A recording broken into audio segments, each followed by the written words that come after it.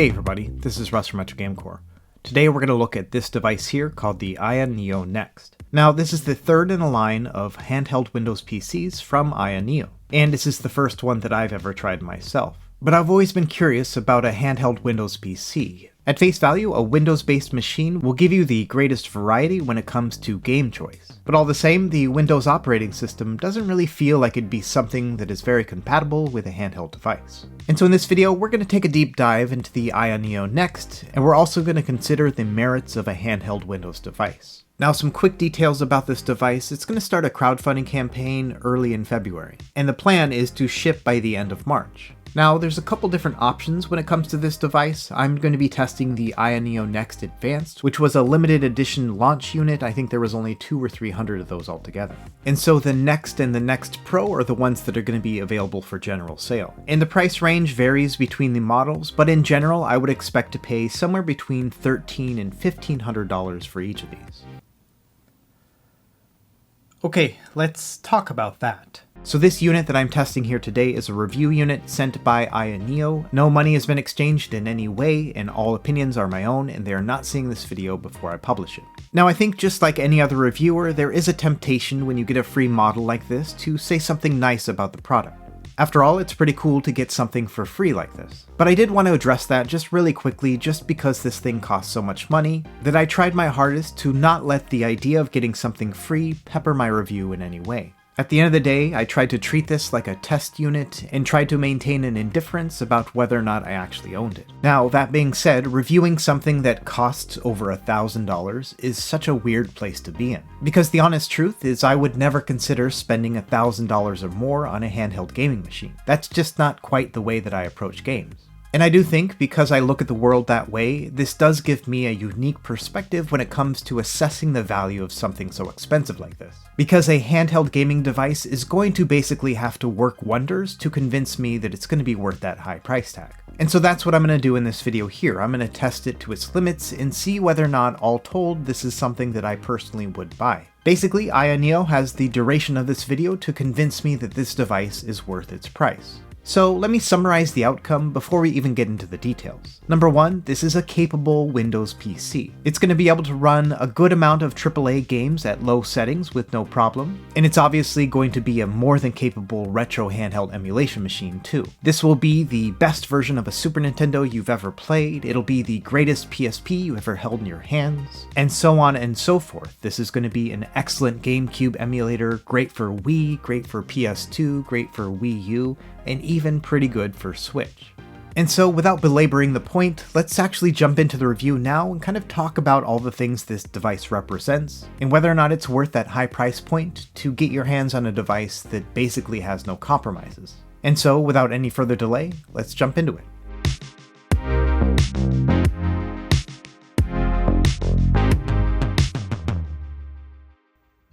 Okay, let's start with the specs. This has an AMD Ryzen 7 5825U CPU. Now the unit I'm testing has a 5800U CPU, so you may get better performance in the other models coming out later. All of them use an onboard Vega 8 GPU, and they come with 16 gigs of RAM standard.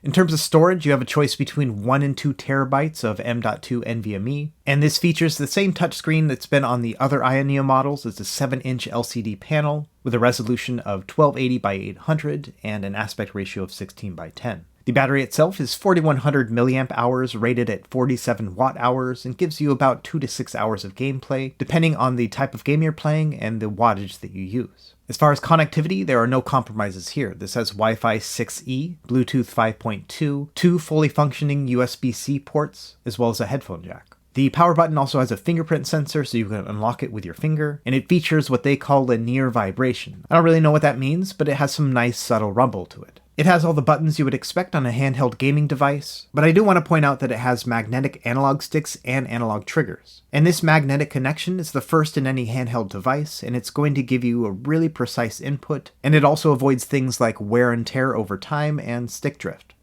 Now let's get to the unboxing. Admittedly, I was kind of on the second tier of getting one of these review units. Most people had already gotten theirs before mine was even shipped. But in the box, you're going to get a tempered glass screen protector, as well as a docking station. We'll show more of that here in a minute. Now, the whole thing about this new product is that it's supposed to be like this incredible unboxing experience. You can tell that the company really wanted to push that premium feel. For example, they have like this little thing here that says pull along the line to turn on the Next.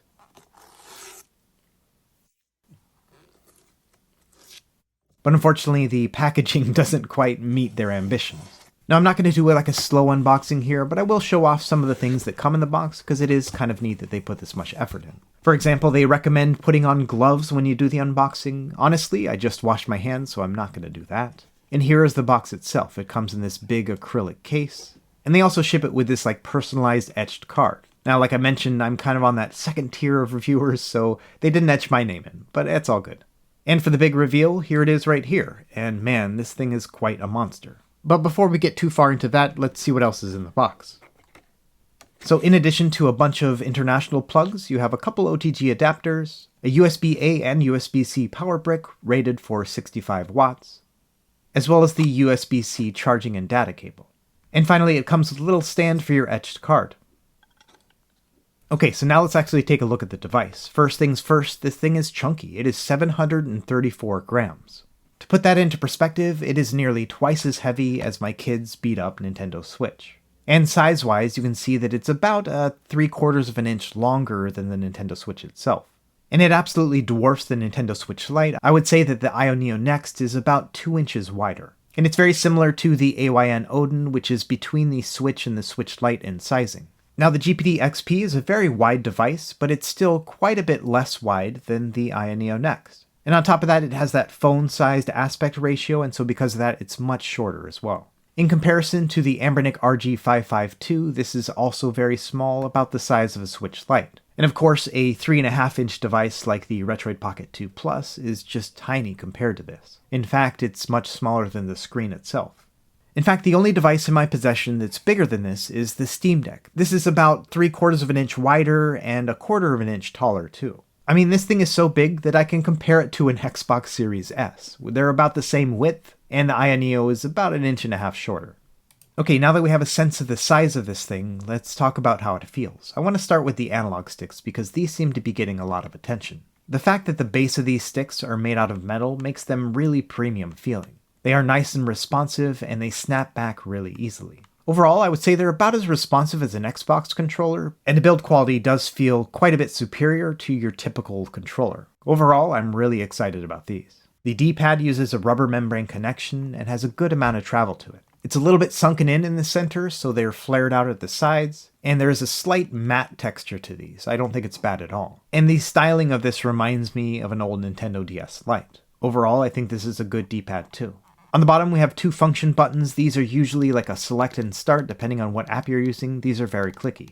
Okay, on the other side, let's start with the face buttons. These have that same matte texture to them as the D-pad, and the lettering on the buttons is etched just a tiny little bit into the button itself. Overall, I like the feel of the texture on these buttons. It's not too grippy, but still definitely there. As far as travel, I would say this is just about perfect. These again are rubber membrane connections, and they feel nice and mushy in a good way. The right analog stick is the same as the left one, and this also has 2 function buttons on the bottom here, also clicky.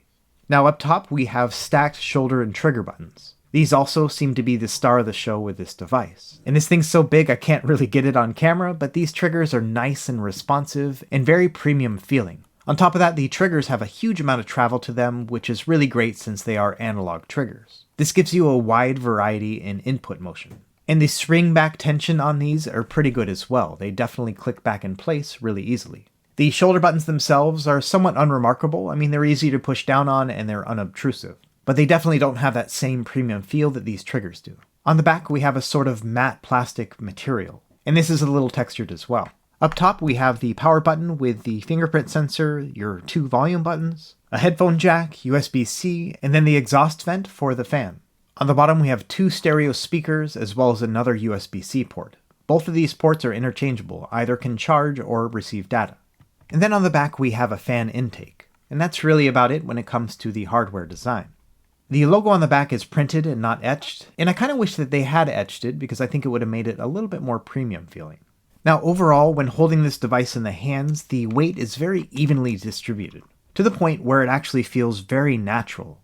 The placing and sizing of everything seems to be ideal. I have no problems reaching any of the buttons. And I do think that the face buttons and right analog stick are separated enough that they're not going to get in the way of one another, and I think that's a really good thing when it comes to a handheld. And so all in all, I have no complaints about holding this device in my hands. It's a premium experience. I do love these analog sticks. They're nice and snappy.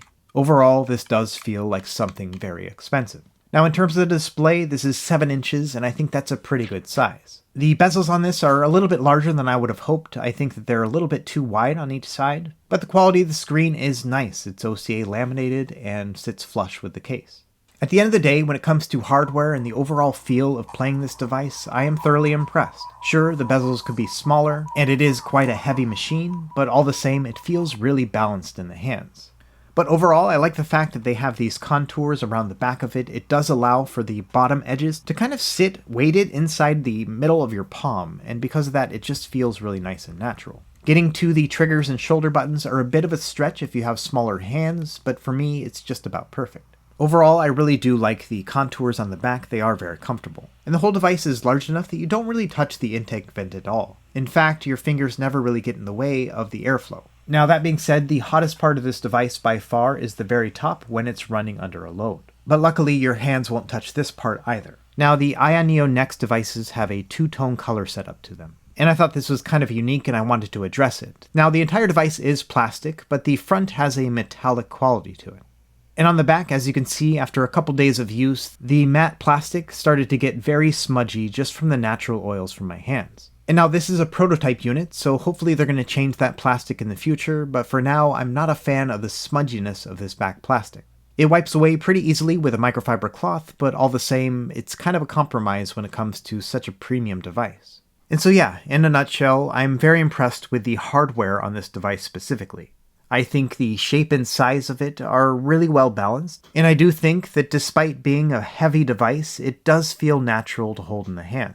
And given the fact that this is quite a tall device, it actually feels very comfortable just to grip around with your entire hand, to the point where you can use this at many different angles. You could play this in bed, you could set it on a table while playing, no problem, or also just on your lap when you're sitting on the couch. The D-pad's got a great amount of travel and pivot to it, the analog sticks are responsive and snappy, and these analog triggers are the best I've ever felt in a handheld device. And maybe this is just the fact that this is the third in a series of devices that AYANEO has created, but they've really knocked it out of the park when it comes to the quality of each of these parts.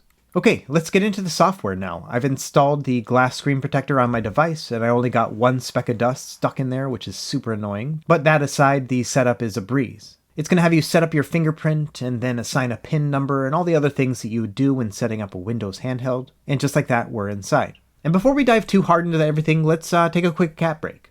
So for those who are not familiar, this is Chicken. She is 13 years old, and she likes to sit on my lap when I do these videos. And I think she was initially curious about the AYANEO, but that curiosity waned after just a couple minutes. Anyway, let's get back to the video. Now, one of the things that I'm most interested in with this device is potentially using it as a docked PC, and so I wanted to try out this dock first, which is actually made for their previous models of devices. It's got some great connectivity options. You have Ethernet, HDMI, Thunderbolt, 2 USB 3.0 ports, as well as a USB Type-C. And it's lightweight and plastic and fits onto the device nicely.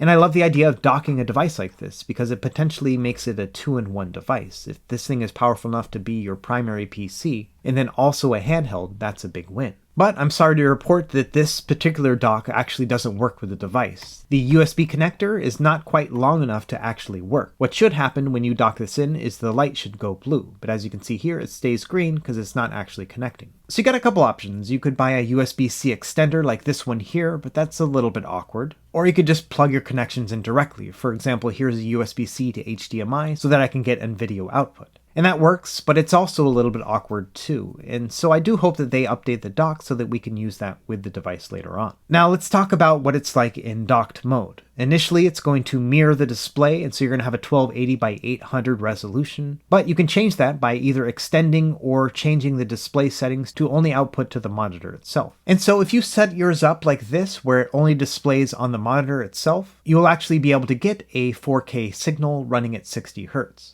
But honestly, this is a really great sign. This means that if you plug this device into your monitor, it's going to automatically set it up for 4K, and then when you unplug it, it'll go back to the handheld mode. So essentially, this performs like a Nintendo Switch, but on a computer. And this seems to be more than capable of 4K output, as you can see here with this YouTube video running at 4K and 60 frames per second. It only dropped 7 frames right at the beginning of starting to play, and then after that it was super solid. And so for me, this is a check mark in the box in the fact that it's going to be able to double as a standalone PC. And so when it comes to just using this as a lightweight computer, things like browsing and watching videos and doing your taxes or spreadsheets, all that stuff's going to be fine. But for the rest of this video, I'm going to focus on the handheld side of things just because I think that's the most important. So going back to the native resolution here of the screen, let me talk about the AYA Quick tool. Now this menu bar comes up on the right and it allows you to do things like adjust the fan speed or the screen resolution on the device itself, and then you can adjust the volume and the brightness of the display, and all this pops up just by pressing one of those right function buttons. It also gives you an indication of your stats so you can see how the CPU, GPU, and fan are working under your current load.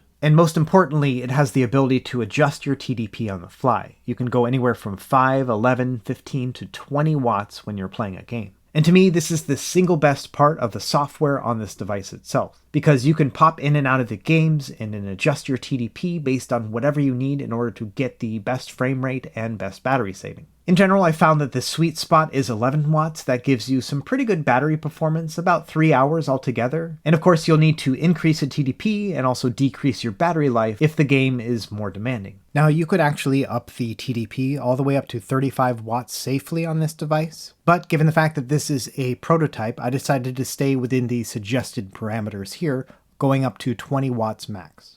Now, in addition to the AYA Quick tool, they also have something called AYA Space, and this is it right here. And this is very similar to the Quick tool, and it has some of the same functions on the right here, but you can add customized functions and things like that on the right, and then you can also browse your games. In fact, there's a specific games tab, and a lot of these were actually pulled automatically from my Steam library, as well as from my Microsoft Store purchases, and then also the games I installed from GOG Galaxy. Now, this is still a work in progress, and there's not a lot of customization you can do right now, but all the same, this is very handy to navigate with your D-pad and jump in and out of your games. Speaking of jumping in and out of your games, let me show you how quick it is to boot up from start. Now the device is powered off here, I'm going to power it on, and I'm also going to hold my finger on the fingerprint sensor, so that way as soon as it can read it, it's going to read it. And as you can see, it takes about 8 or 9 seconds to get to Windows, and about 12 seconds altogether to get into the AYA Space app. And that is amazingly fast for a handheld device, especially one that runs Windows. In fact, waking it from sleep is even easier. You just tap on the button, hold your finger there, and within a couple seconds, you're into the game. So now let's actually get into gameplay performance, and I'm kind of going to breeze through a lot of this stuff here. I'll show the games up top, as well as the resolution and any sort of settings I had to adjust, as well as that TDP that I set within the AYA Quick tool. But in general, as you can expect, your lower end games are going to run just fine. In fact, you can play a lot of these at that 5 watt TDP. And what that means is you'll potentially get upwards of 6 hours of gameplay depending on your brightness settings and whether or not you're connected to the internet, things like that. All told, if you're a fan of lightweight indie platformers like me, you're going to really enjoy this. And really, these are just kind of scratching the surface of what this device is capable of. And so let's up the ante a little bit more and try something with a little more heft. Ori and the Will of the Wisps is a great example. If you play this at a 5 watt TDP, you can see that it struggles to even get to 30 frames per second, and it definitely has some slowdown. But if you tap that right function button, you change it to the 11 watt TDP, and then jump right back into the game, it immediately bumps it up to 60 frames per second. And so changing the TDP on the fly like that is a really nice feature, and it allows you to dial in your performance settings and finding a great balance between fidelity and battery life. I would say for the most part, your middle tier games, things like the more intensive indie platformers like Cuphead are going to run fine at 11 watts. And then as you start moving into more 3D based games, 15 watts is probably going to be a better choice. And we're going to get a bonus chicken appearance here. She just has a thing for Lara Croft, so she just wanted to see what she was up to. Either way, like I said, 15 watts seems to be the sweet spot when it comes to most games. Now, if you're interested in playing something a little bit more heavyweight, things like Street Fighter V or Halo Infinite, then you're going to have to stick to 20 watt TDP. And I would say of the AAA PC games that I tested, my favorite by far was Forza Horizon 5. And this is at low settings and a 20 watt TDP, but it runs at a very solid 60 frames per second. And this is with VSync on to make sure that I get that stable frame rate. Either way, the combination of the 7-inch display here, the analog triggers, and that buttery smooth 60 frames per second with this game was just a joy to play. Now let's move over to emulation, and I tried several different things here, but first let's talk about RetroBat. Now RetroBat is a program that uses an emulation station frontend and includes all of the emulators in the backend. So all you really have to do is add your ROMs and BIOS files, and then you can navigate through and start playing your favorite games. And this is nice because you don't have to leave the Windows environment to get the emulation station experience. And in general, the retro games run beautifully. As you can see, I'm playing Mario World on RetroArch using the more accurate BSNES core, and it's running beautifully. And there's quite a few options within RetroBat, for example the standalone DuckStation emulator, which is running at a 4x resolution and 11W TDP, and it's running at full speed. And so yeah, the RetroBat experience is a really nice combination with the AYANEO Next, because all of the menu navigation is using the D-pad and buttons, and so because of that you don't need to worry about the touchscreen or a mouse at all. And so here's Mupen64 Plus running on RetroArch, not the most optimized of cores, but still it's running at a 720p upscale with no problem. And we're also going to use the Flycast core for Dreamcast because this will allow us to upscale to 720p as well. And at 11W TDP, it runs all the games at 60 frames per second and at completely full speed. This is a really nice experience. Moving along, this is by far the best PSP handheld I've ever used. You can run 4 or even 5x resolution no problem, and these games just look beautiful on this 7-inch display. And after spending a year and a half working on emulation with retro handheld devices, trying to squeeze out as much performance as possible, it's kind of an epiphany to use something like this, where you really don't have to worry about the settings other than just kind of putting them to the max, and then everything just kind of works. And so in that respect, I really did enjoy trying out emulation on this device because it was one of those things I just didn't have to worry about. It's a really nice experience when everything just works. Now, in addition to RetroBat, this thing can also boot into Linux. So for example, I have Batocera loaded onto this flash drive. I'm going to hook it up to an OTG adapter and then plug it into the device. Now in here, all I have to do is go into the recovery options section, do the advanced startup, and then choose to boot it from a removable device, which is going to be the flash drive. And just like that, we are running Batocera. This also has an emulation station front end, and I probably should have used a different theme to differentiate this from RetroBat, but it is a very similar experience. Now that being said, the Batocera build is not quite as optimized as the emulators are on the Windows side, and so for example, playing Mario Kart 8 on the Wii U here, I was definitely getting dips below 60 frames per second. The gameplay itself was still relatively smooth, but it was quite a bit slower than I found on the Windows side. And so for the rest of the emulators I'm going to show in this video, I'm going to use the standalone ones so you can get a feel of what they're like when you just run them natively in Windows. We'll start with GameCube here. Now I'm running this through a mirrored display via my capture card, and so this is the native resolution of the handheld itself, and as you can see it's running 720p GameCube no problem. But say we adjusted the resolution of the monitor to 1080p, but then also upped the resolution on the Dolphin emulator to give 1080p on this one too. But as you can see, this actually runs 1080p no problem as well, bringing it up just another notch to 1440p. Now, unfortunately with F-Zero GX I was experiencing some slowdown here. And so for the harder GameCube games, if you wanted to play these on your computer or on a TV set, then 1080p seems to be the ideal resolution. And of course, playing it at the device's resolution at 720p is going to give you better performance too. So let's jump back into handheld mode here and try out the rest. And across the board, most games played at either 11 or 15W TDP, 720p, and they looked and played just fine. And so I would go as far as to say that this is a very capable GameCube handheld. But of course it doesn't stop there, so for example you can play Wii games on here no problem. You may have to do some adjustments into the settings to allow for the controller to emulate the Wiimote, but all the same, because a lot of Wii games played at widescreen, they're just going to look really nice. And so for example with Super Mario Galaxy here, I'm emulating the nunchuck setup. The left analog stick moves Mario and the right analog stick moves my cursor to pick up these little stars. And overall this is a very seamless and easy experience, in 60 frames per second, 720p, no problem. Moving over to PS2, there's no problems here either, running at 720p. For the most part, I would say that a 15W TDP is going to be necessary for most of the larger games, and a few of the really hard ones to emulate, things like God of War 2, are probably going to require 20 watts altogether. But all the same, the gameplay is going to be super smooth and a lot of fun.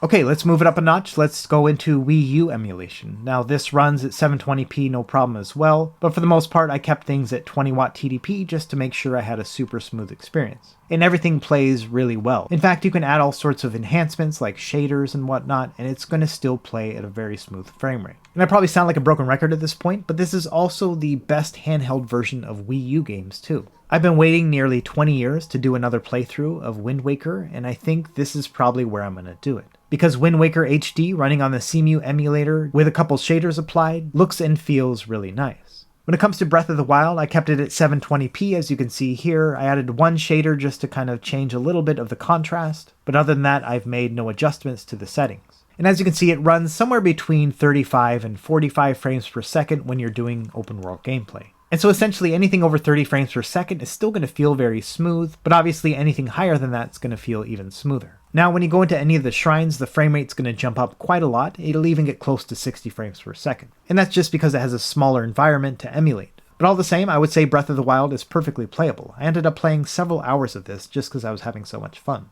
So let's do a comparison with the Switch real quick. Here's Super Mario 3D World on the Switch compared to the same game on the Wii U. Now obviously the AYANEO Next has a larger screen than the original Switch. I don't have an OLED to be able to compare with, unfortunately. But one of the nice things about emulating these games is adding things like contrast. For example, I've added a colorful contrast to this game here on the AYANEO, and to me it makes a world of difference when it comes to the vibrancy of the game itself. When you play it on the Switch, it just looks a little bit muted. And on top of that, I've never been a big fan of playing Switch in a handheld mode. To me, the detachable Joy-Cons connected to a Switch just feel a little bit wobbly. And so because of that, for me, this has never been a very ideal handheld setup. By contrast, the AYANEO Next feels so much more solid. And it's funny to say this, but this actually feels more like how the game is meant to be played. And it's kind of ironic given the fact that a Nintendo product feels inferior to this one. Now that being said, there's a certain place in my heart for a Nintendo Switch Lite. This is also made out of one single piece, and so because of that it has a more solid feel than the regular Nintendo Switch. And of course, with the smaller display and the lightweight feel to it, this is a much more portable option. On top of that, this has better battery life. But all the same, playing Switch games on this are pretty good too. Many of the lightweight games, things like Metroid Dread, are going to have zero problems. And Mario Odyssey is going to hover around 50 to 60 frames per second, depending on whether or not you're entering a new area. And really what this means is the gameplay is going to be relatively smooth, but you will get a couple pauses and audio hiccups here and there. But overall, I would say this is a perfectly capable playing experience as well. In fact, the only Switch game that I found to be unplayable was Link's Awakening, and unfortunately this game doesn't even play well on my home PC with a dedicated graphics card. So no huge loss here, this is just one of the games that I'll end up playing on my Switch Lite instead. Now 3DS was kind of a mixed bag. Most of the time it would do a frame rate between 40 and 60 frames per second, and depending on the game that would result in slowdown or sometimes it wouldn't at all. For example, Metroid Samus Returns did dip below 60 frames per second pretty often, but there was never a moment where it felt like I was getting any sort of slowdown. Similarly, things like New Super Mario Bros. 2 played really well, but when Super Mario 3D Land would dip below 60 frames per second, you could definitely feel a little bit of slowdown. I don't think it's enough to prevent me from enjoying the game, but all the same, it's not a perfect emulation experience. And unfortunately, with Mario Kart 7, you do experience slowdown anytime it dips below 60 frames per second, and so unfortunately, this is one that I didn't get to play at full speed. But really, it's neither here nor there for me, given the fact that I can play Mario Kart 8 on the Wii U with no problem. But other games that are exclusive to the 3DS do pose a problem. For example, Ocarina of Time 3D did experience some slowdown when playing it at 720p. But adjusting it to 480p does give you a little bit less graphical fidelity, but it does run nice and smooth. So I would say that overall, the majority of 3DS is going to be perfectly playable, with a few exceptions here and there. And the last system I'm going to test for emulation is the PlayStation 3. Personally, Xbox 360 and PS3 emulation are not very high on my to-do list, mostly because many of those games have already been ported over to PC, or they're backwards compatible on current systems. But all the same, when it comes to PS3 indie games, things like Bionic Commando Rearmed or DuckTales Remastered, these all played at 720p, 60 frames per second, no problem. And I don't have a very large PS3 library to emulate with, but I did find that Prince of Persia did play at full speed. But I would expect that a lot of the 3D intensive and open world games on the PS3 are not going to play very well. The only one I was able to test with is Infamous, but as you can see here, at native resolution with a 20 watt TDP, it definitely was experiencing quite a bit of slowdown. I would consider this game to be unplayable. And so yeah, I would say that PS3 and Xbox 360 are going to be the upper limit of this device. If you're looking exclusively for those two systems to play well, then you're probably going to be disappointed. So last note here is remote play. If you remember, this device has Wi-Fi 6E on it, and it gives a super smooth Wi-Fi connection. And so you'll be able to do Xbox Remote Play no problem, but for PlayStation 4 and 5, you're going to have to use a third-party app called Chiaki, and that's because the official PlayStation app does not recognize the controller. But Chiaki works just fine, it only takes a few minutes to set up. And playing PlayStation 5 on this is actually pretty nice. The rumble works really well, and the analog triggers are detected too. Of course, this isn't the same as using a DualSense controller, but all the same, this is a nice remote play experience with PlayStation 5. Okay, so before we get into my summary, let's address the elephant in the room. And that's the fact that the Steam Deck is going to start shipping next month. Not only that, with a starting price of $399, the Steam Deck seems to be quite a better deal when it comes to price to performance. And since Valve is such a large company, they're able to sell Steam Decks at a loss, which gives them quite a competitive edge. And so it's a very compelling argument to say that you should wait for the Steam Deck and not get the AYANEO Next. But there's a couple things at play here. First, only a few people are actually going to get this device starting next month. For example, I made my pre-order in the first 15 minutes that the Steam Deck was available, and I'm not getting mine until the next quarter. And as you can imagine, orders that came after that are going to be delayed even more. Not only that, the Steam Deck is not going to be shipping to every region in the world, so there's some people who can't even pre-order one in the first place. Next, let's talk a little bit about performance. Now, Valve has come out and said that the Ryzen 7 3750H CPU with a Vega 10 GPU is going to be comparable to a Steam Deck. And I've reviewed a mini PC that has those exact same specs here on this channel a couple months ago. And I will say that performance between that mini PC and the AYANEO Next that we've seen in this video is significantly better on the AYANEO than it was on the mini PC. Now, I'm not a benchmark guy by any means, but as you can see here from a quick passmark score, you can see that the CPU on the AYANEO Next is head and shoulders better than the 3750H. And so I'm not saying in any way that this device is a better deal than the Steam Deck. I don't think that's accurate at all. If anything, I would say that the Steam Deck is quite a bit better of a deal than this one. But there's a couple other factors at play. Number one, the AYANEO Next is on track to ship in March of this year. On top of that, it's going to ship anywhere in the world. And as we've seen in this video, this is a more than capable device. And sure, it has an absolutely premium price point to it, but it also has premium build quality and excellent performance. But now we're getting a little bit close into summary territory, so let's jump into that section now. Let's talk about what I like and don't like about this device. We'll start with what I like.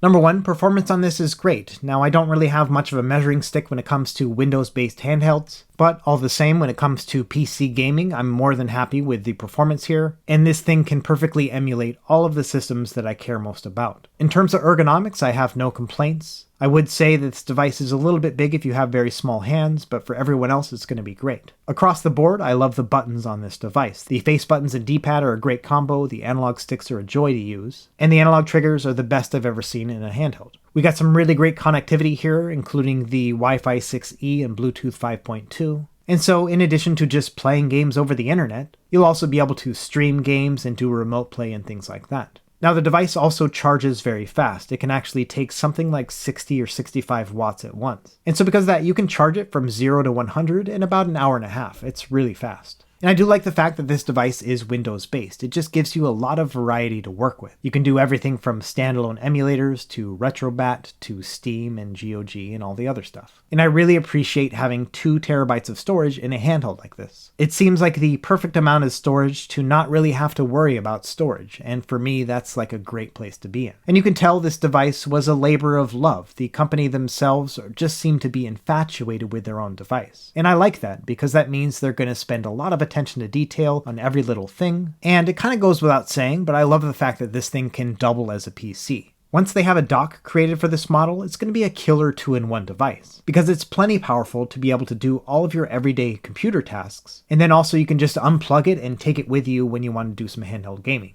Now, of course, every device is not perfect, and so there are quite a few things I don't like about the device too. Let's talk about those now.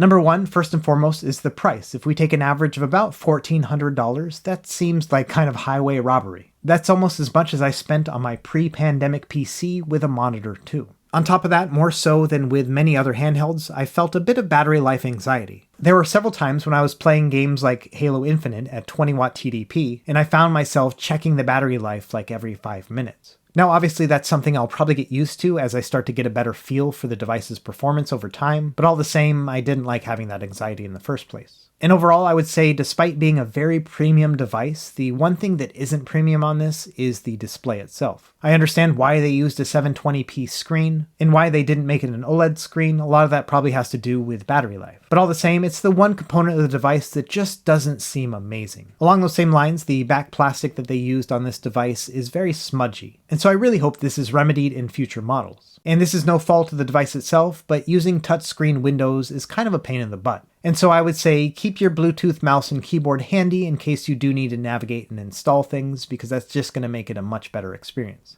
And finally, I do have to address the fact that AYANEO has released 3 handhelds in the course of this past year. And so part of me thinks when they do release this device, they will be replacing it in the next 6 months. And there's probably nothing worse than buying a device at a premium price like this, only to find that just 6 months later, you could have bought a different device instead. And so I'm kind of hoping that the first 2 models they made are kind of going to be considered as starter models, and that the AYANEO Next is the one that they will focus on for the next year plus. Either way, I do hope that they slow down and refine their products as opposed to just focusing on the next big thing. And so in wrapping up, I am very impressed by the AYANEO Next. It does have a couple flaws. For example, the back smudging on this is kind of annoying. And I do hope that they take a page from the Xbox book and make something that's a little bit grittier on the back. Something like these little dots on the Xbox Series S controller would probably make the device feel a lot more premium and would reduce the smudging on the back too. But minor gripes aside, this is a great device to hold. In fact, every time I see it sitting on my desk, I just look forward to picking it up and using it. The weight is well distributed, the buttons are nicely placed, and the analog triggers are just so nice to use. Overall, I think that holding the device itself is a really nice experience. For example, if you take something like a premium smartphone and you put a Razer Kishi controller around it, you are looking at a device that costs over $1,000. But 10 times out of 10, I'm going to prefer to use the AYANEO instead. The extra height on the device itself makes it much more comfortable to hold, and you have quite a bit more diversity when it comes to gaming than something like an Android device. And so, in the end, do I think the AYANEO Next is worth the $1,400-ish? And of course, as always, that's going to depend on you. And I think that's because a purchase like this warrants a holistic approach. For example, if you're interested in buying a $1,000 plus phone, partially because of the gaming aspects of a Snapdragon chip, then another option could be to buy a cheaper smartphone and put that money towards this. Additionally, if you're in the market for a decent PC, this could potentially do that as well as be your handheld gaming system. But if you've already got a nice phone and you already have a pretty good PC, then the reasons to get an AYANEO Next become fewer and fewer. At that point, the only reason to get something like this would be because you don't think you're going to get a Steam Deck anytime soon, or the Steam Deck isn't for sale in your region yet. And so, when it comes down to it, do I love the AYANEO Next? Absolutely. But would I pay $1,400 for it? Probably not. And that's because I have a pretty good PC already, and I'm more than happy with my current phone. And it's ironic because I've definitely spent more than $1,400 on retro handhelds over this past year alone. But all the same, that's kind of where my heart lies. You know, I would rather take a cheaper product and see what I can get out of it than buy a device that can do all of that without any extra effort. But it really depends on your use case. Are you the kind of person who just wants to pick up and play? Or are you like me and you like to tinker and figure out other things that you can do with it? I think there's a market for the AYANEO Next, and I may not be the primary customer, but I think there are others out there who are. And so, if that's you, I hope this video was helpful for you in making a purchasing decision. And if you think this device is just way too expensive, I hope you enjoyed the video anyway, because it is kind of cool to see what the highest tier devices can do. As always, thanks for watching this very long video, and let me know if you have any questions in the comments below. I'm interested to hear whether or not you think this is worth that hefty price. Anyway, be sure to like and subscribe if you found this helpful, and we will see you next time. Happy gaming.